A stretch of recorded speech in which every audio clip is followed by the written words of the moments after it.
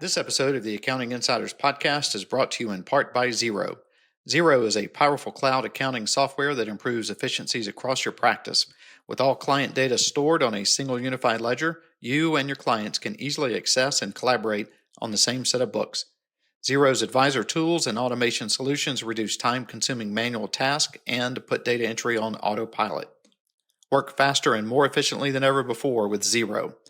Visit xero.com/accounting insiders to learn more. Hello and welcome to another episode of the Accounting Insiders podcast. My name is Gary DeHart. I'm the publisher of Insightful Accountant and Tax Practice News and the host of the Accounting Insiders podcast.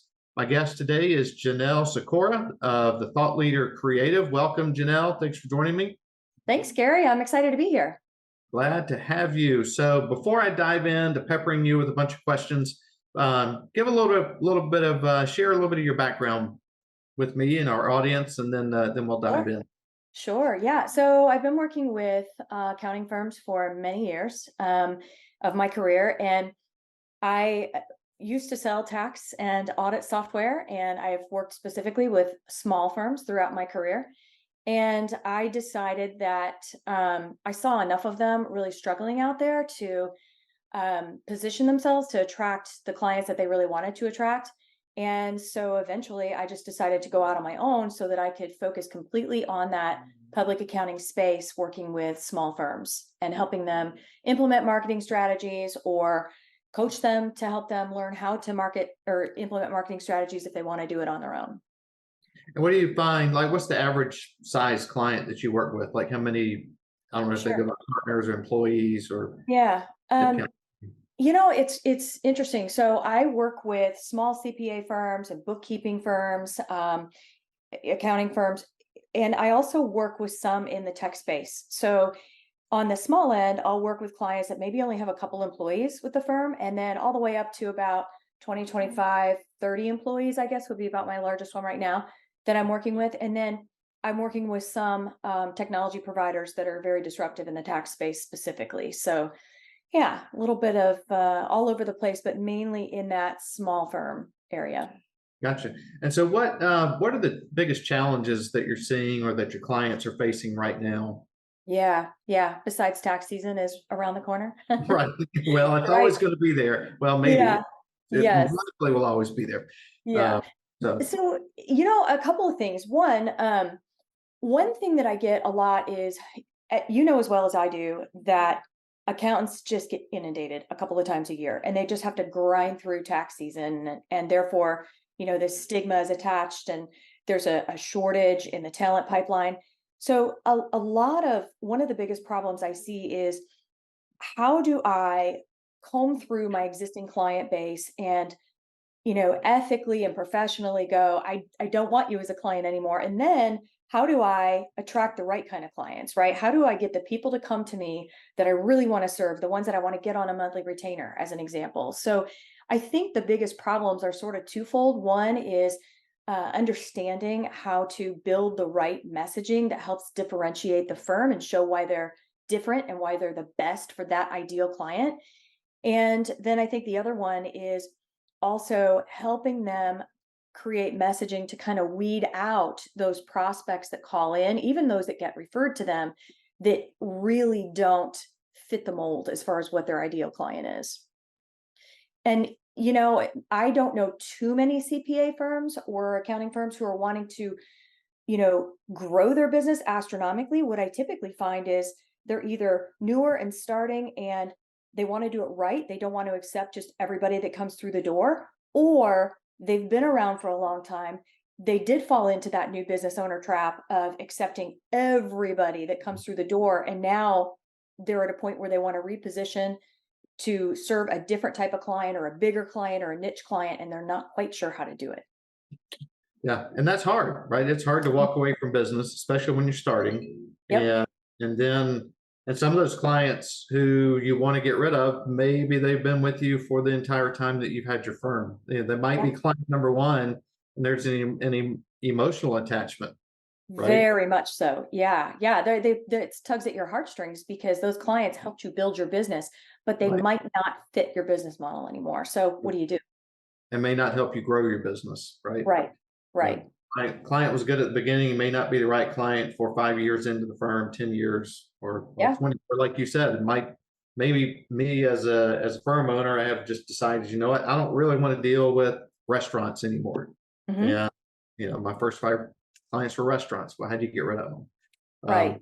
So let's talk about a little bit. So we're going to be doing a joint marketing promotional effort through webinars over the next, starting in October. Tried to get it kicked off in September, but the timing was not our friend in that case. So we're going to kick off. Basically, it's a 30-minute series that we put a really creative name on it called Insightful Accountant Marketing Talks. I mean, that's creative genius that went into that, but actually, I do like it because it's very simple and it ties in with other things that we have, that we put that talks on the end of, tax talks and QB Hmm. talks.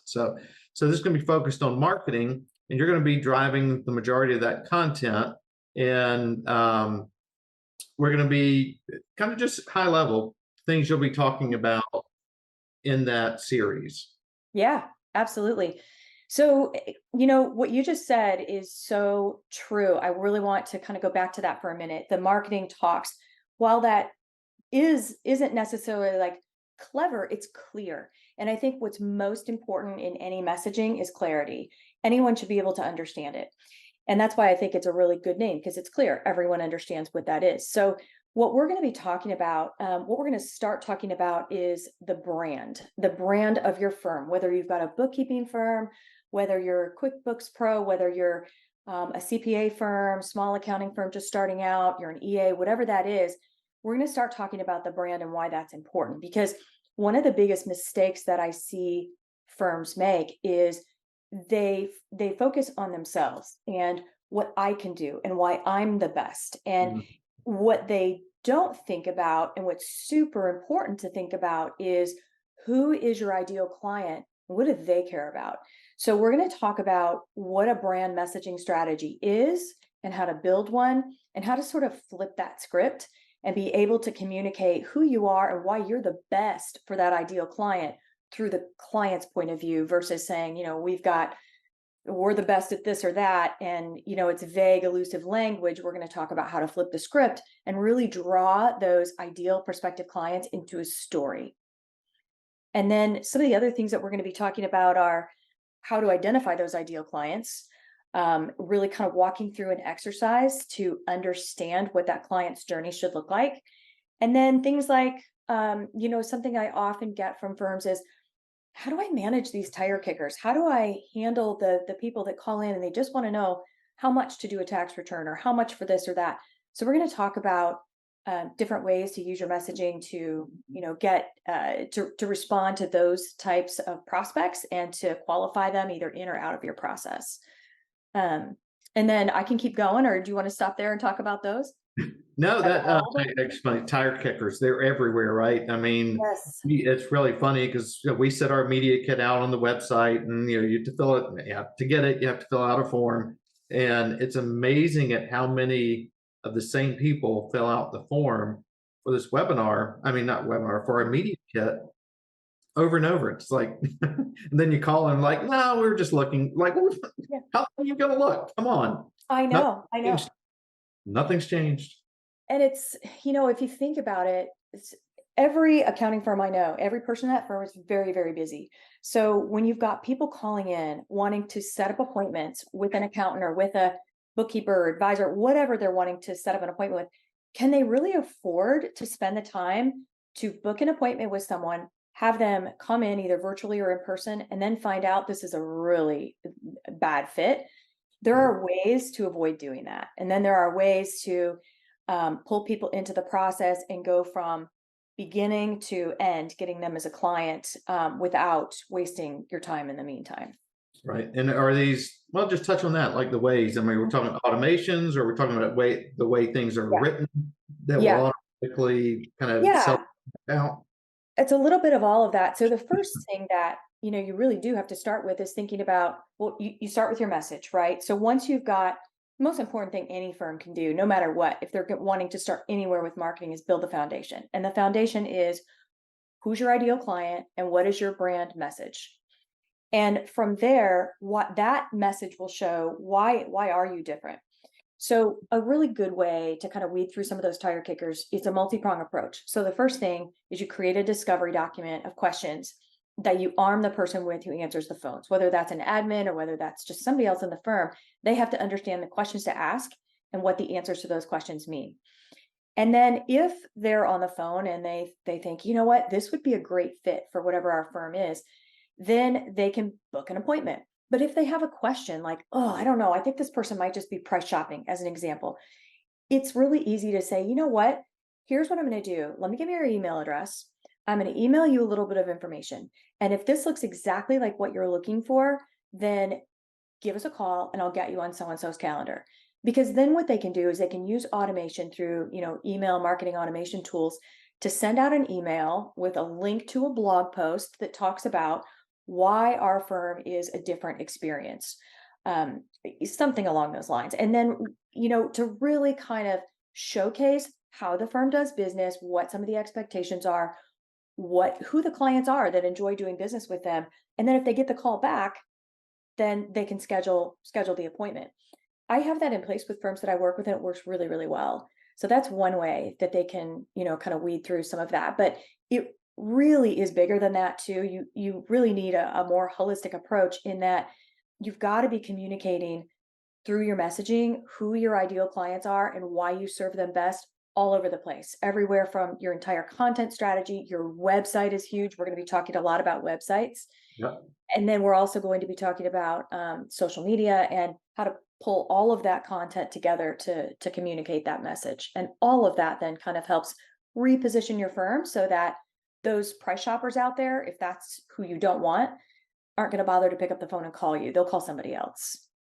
Right. And so when you and I were kicking around, all right, well, actually, it was really you deciding what topics we were going to do. That's in your wheelhouse. But one of them that when we were talking initially that you mentioned was the Google business profile. And Yeah. funny enough, I was at the Zero Roadshow here in Atlanta about 2 weeks ago. And in their marketing session, that they said, number one, go check it or go make sure it's current or go claim it, whatever the right terms are. So what's Yes. that about? What's Google business Yes. profile? So glad that you brought that up.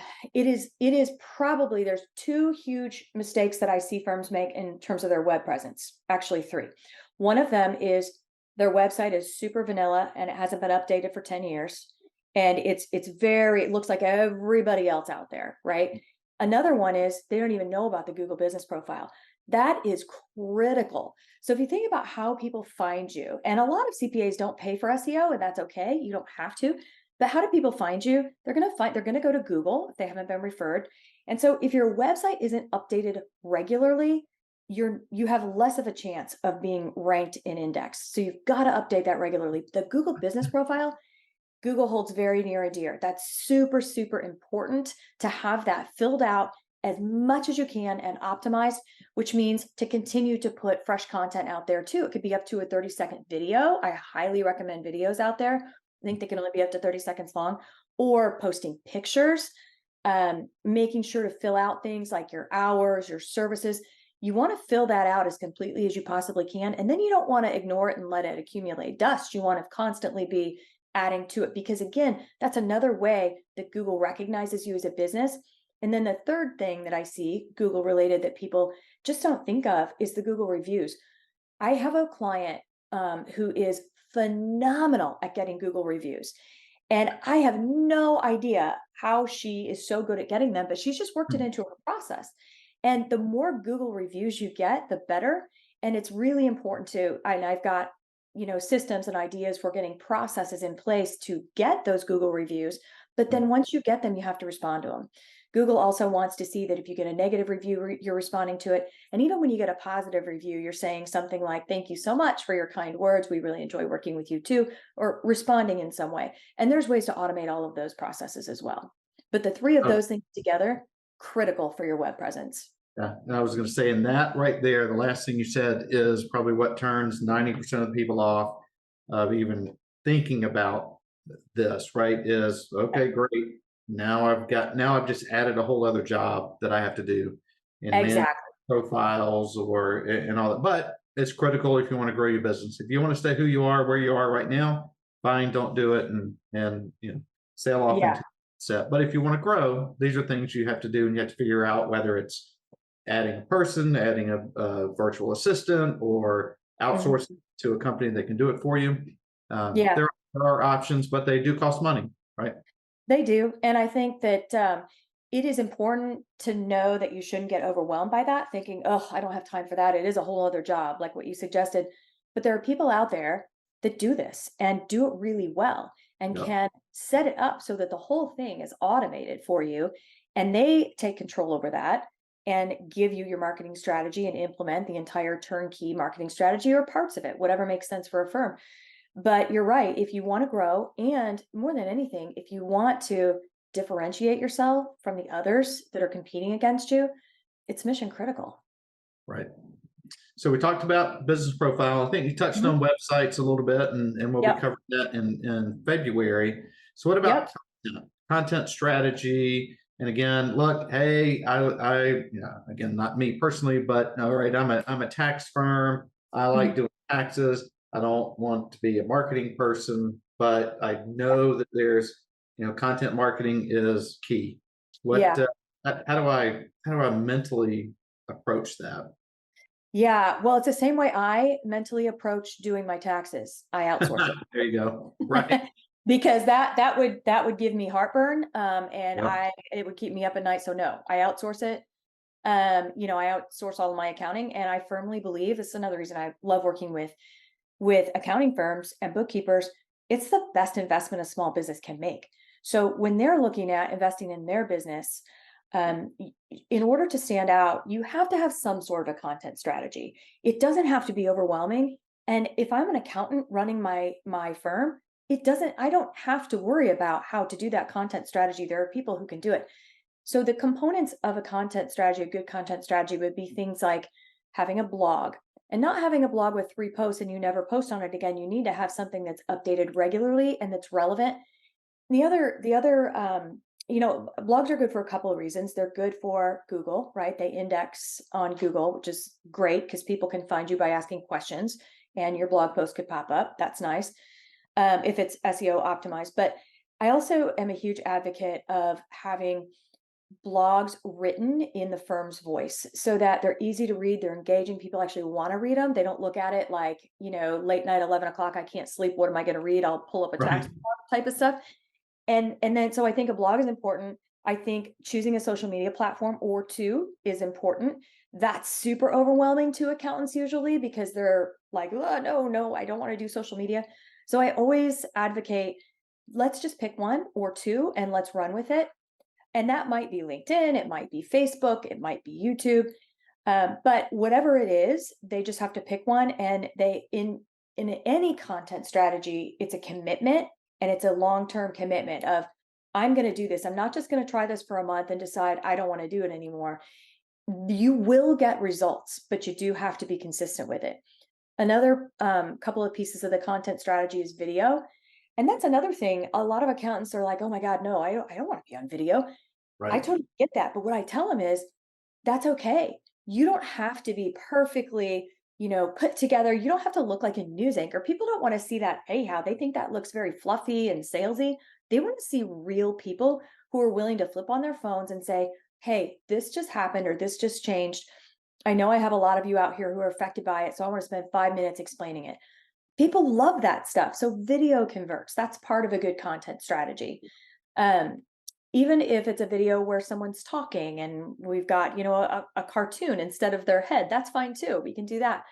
And then other parts of a content strategy would be things like, if you have certain checklists, like a tax planning checklist or a bookkeeping checklist or an ebook that you wrote about, I don't know, ERTC or um, something else that's relevant to your client base. If you serve restaurants, the 10 things every restaurant needs to know about their bookkeeping processes or whatever. If you've got a downloadable piece of free content, what that will do is enable you to gather email addresses of ideal prospects.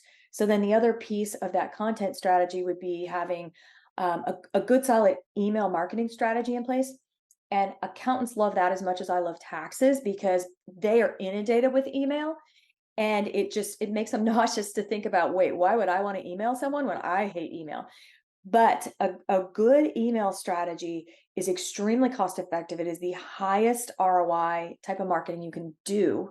And there's an email strategy for following up on lead generator assets, like the downloadable assets, and separate strategies for staying in touch and in front of and being proactive with your clients. So having the right email strategy in place is really, really important as well. So it's kind of when I work with CPA firms and bookkeepers and other, accounting and tax firms, I really like to sit down and understand what their goals are, because content strategies look different for every firm depending on what they're trying to accomplish. And what do you find is one of the social medias more effective for our profession than others? Very much. Although it all comes back to who's your ideal client, right? So if your ideal client is small business owners, you have to be on LinkedIn. There's just you have to be on LinkedIn. If your ideal client is restaurant owners, well, not all restaurant owners are necessarily on LinkedIn. So you have to really kind of understand where your ideal client is. If your ideal client is influencers, you want to be on Instagram. So it really is determined, but it's based on where is your audience, and then you have to create the content that's relevant for that specific platform, and then you have to make a very strong commitment to posting regularly on that platform. And and Google has tools too, right, to kind of help you figure out where they are, right? Absolutely. Yeah, they do. They've got Based on this their persona. console. Oh yeah, absolutely. Yeah.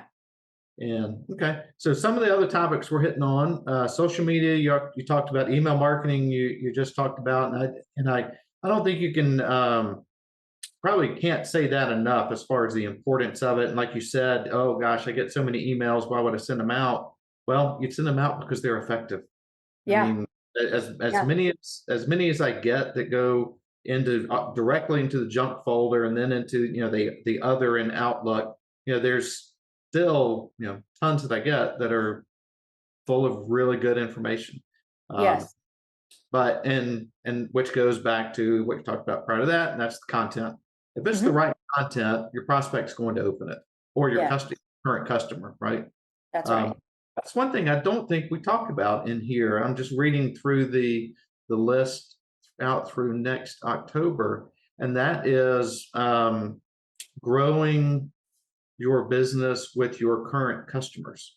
Oh, yes. Oh, I There's a love that strategy for topic. that, We may have to just add that in there. I love that topic. right? I'm working with a firm right now on that exact scenario. So, um, and this is a really relevant topic because there are so many firms out there who, they've grown to a point and they've decided, you know what? I don't want to sell as many transactional, tax returns anymore. I want to work with clients that want to work with me as an advisor or pay a monthly retainer for this package or that package. And they don't know how to tap into their existing client base to grow that business. Yeah. And so there are strategies to do that. And I work with firms on that specific strategy exactly because I have a very strong sales background. And there is nothing better than selling something to an existing client, because new clients are a lot harder to sell to than upselling to existing clients. So one of the things that we talk about is looking at, first of all, let's talk about your existing client base. And then we identify and we segment which of your client base can you sell more of X, Y, or Z to? What do you want to sell them, right? And so Right. then once we get an understanding of what service are you wanting to sell them, again, email comes in really handy, and so does video. So you can create an email strategy where you're just sending out like a monthly newsletter specifically to that targeted segment of clients, really showing them the value of what you're wanting to upsell them to. So if it's a client that all you ever do is their tax return every year, and you're like, man, these people are a husband and wife and they each have a business, and wow, I should be their advisor. I need more than just a tax return. Well, then we put them into some sort of an advisory sequence where they're really seeing the value of what you can do for them from an advisory perspective. And that there's a whole strategy within that of how do we use video to do that? What do we show them? Can we create some tools to give to them for free to track business expenses for the year or rental properties or something like that. So there is a whole strategy that can be put in place regardless of what types of clients are trying to upsell to. And that involves a lot of email and automation as well. Right. And so are there now, so I think we've covered most of the topics that we're going to have in this series, plus the one that we're going to add now. Mm-hmm. And these are going to be short, 30-minute, plus or minus, long videos. So not CPE, not videos, I'm sorry, webinars, not CPE, but high quality content. Or is the plan for, if I attend, or each one that I attend, do I walk away with an actionable item? Absolutely. That's my goal, right? I want people to walk away with at minimum one thing that they can turn around and go, oh my gosh, that's an aha moment. I didn't even think about it that way, or I'm going to implement this. And then, of course, I will always be available for brainstorming, or just if they hear something that they'd like to implement and they're like, oh, I'm not sure how to do this, they'll always have my contact information that we can have a conversation about it as well. So at least one action item out of every single episode. Okay, that's great. And so our one action item from this one, well, we have our own action item, and that's add a new topic. Yes, yes, for Um, sure. but then let's go back to the Google business listing. Okay. And so let's just say, and this is going to be the action item for people who listen to this. All right, let's say I know nothing about Google business listing, which I Mhm. don't. So I'm sitting there typing it while you were talking earlier. What do I do? How do I even begin to try to figure Great. this out? Awesome question. So the first Again, thing you take have, notes because this is the action item. If anyone listens to this, so yes. this is what they So have. if you don't know where to start, what you want to do is you have to claim your business profile. Okay. So you would go out to I don't know, ABC firm, on Google, and you're like, oh, that's me. So I'm going to claim it. Well, it has to get verified. So it's fairly easy to get verified if you've got a brick and mortar and you can submit pictures. Sometimes they want you to submit a video. In a shared office space, it's a little bit trickier than that. So I've got a firm who is in a shared office space with some financial advisors. It was trickier for him. He actually had to get on live with Google, and they're actually fantastic about doing this. And you're not stuck on hold forever, like the IRS. you Right. you can get on with Google, and they will immediately walk you through exactly what they need to get you verified. Sometimes, if you've got just an office building with an address, you can take a picture of it. They'll send you a postcard. When you get the snail mail postcard, you can put the code in and boom, you're verified. Once Right. you're verified, now the fun begins. Now you go into the form and it's kind of like a wizard. It walks you through everything that you need to fill out. And it will ask you things like, do you have certain hours? What are your hours? What days are you open? What are your services? Do you have any specific groups that you serve? Where is your location? Are you just in Boston, Massachusetts, or do you do business all over the place? So, and then it will give you opportunities to upload more photos, videos up to 30 seconds, I believe, blog posts, articles. And what you want to do is focus on filling as much of that out as you possibly can. And then what you want to focus on is posting to it regularly as if it was another social media platform like LinkedIn. Okay. Did that what was Google Plus, right? Didn't they have Google Plus? Is that even still around? I don't even think that's around. Google Business Profile, it used to be your Google, what was it? Your Google Business page. Now it's Google Business Profile or Google for Business. I can't remember. They changed it recently to Google Business Profile. Okay. Google My Business, I think, was the old one. Gotcha. Okay. Yeah. But All getting right. verified is the first step. All right. So that's action number one for anybody Mhm. that's listening is go check if you haven't claimed it already and start that process. Yep. And be prepared to have to do a little bit of work to keep it current. Right. It's So, worth it. It's well worth it. Once it's verified, that's the hardest part. I promise. Can be a little bit of a pain, but Google is really good at working with you on it. And that's the hardest part. The rest of it's cake. Great. Well, I don't know if we've ever done that. So that's what I'm going to do when we get off of this, stop recording here. So, all right. Any parting thoughts? Because I hear your dog in the background, my dog's in the background. So it must be time for all dogs to do whatever they do at 4:40 on a Tuesday afternoon. Well, thank you so much for having me. I'm really, really excited about this series. And I think we're going to take these topics and dig as deep as we can in 30 minutes into these individual topics. And then, of course, at the end of those, if anyone has questions, they'll be able to follow up with me. And then again, they're going to be able to take at least one thing away from each session that they can implement right then in their business. So I'm excited. Great. Looking forward to it. And again, it kicks off in October. What's the first session is 24th. October you got it 24th? Yep. Yeah, at 2. Is that correct? Yep. 2 Eastern. Yep. That is my youngest son's birthday. So Oh, that's great. It's my nephew's birthday too. so make sure that I can make that one. So, all right. Well, Janelle, thank you so much. And we'll see you on October 24th. I'm sure I'll talk to you before then. But again, thanks for taking 30 minutes or so just to tell us about the upcoming series that we're working on together. Thank you. I appreciate it, Gary. All right. Talk soon.